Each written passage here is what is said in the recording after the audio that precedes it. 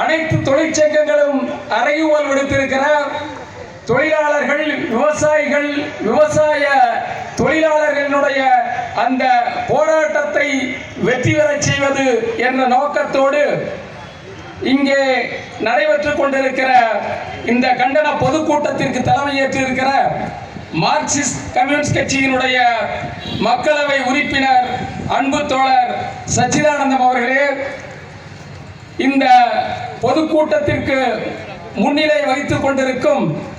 இடதுசாரி கட்சிகளினுடைய மாவட்ட செயலாளர்களே, இந்த கண்டன கூட்டத்திலே எனக்கு பின்பு உரையாற்ற இருக்கிற இடதுசாரி கட்சிகளினுடைய மாநில குழு தோழர்களே, இறுதியாக இங்கே நிறைவுரையாற்ற இருக்கிற மார்க்சிஸ்ட் கம்யூனிஸ்ட் கட்சியினுடைய மாநில செயலாளர் தோழர் பே சண்முகம் அவர்களே, இந்திய கம்யூனிஸ்ட் கட்சியினுடைய மாநில செயலாளர் தோழர் இரா முத்தரசன் அவர்களே, இந்திய கம்யூனிஸ்ட் கட்சி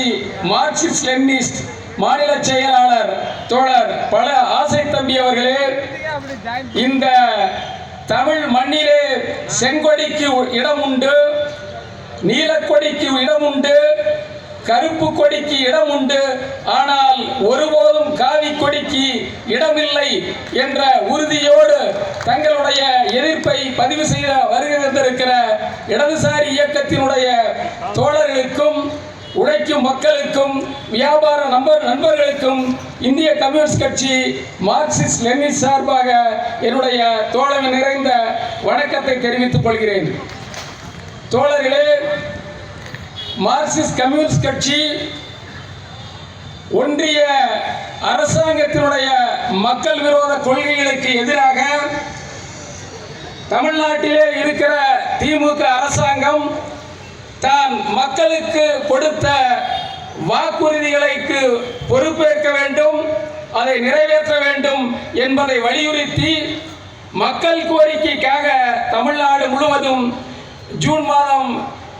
10ஆம் தேதியிலிருந்து 20ஆம் தேதி வரை அவர்கள் இயக்கம் நடத்தி வந்தார்கள். அந்த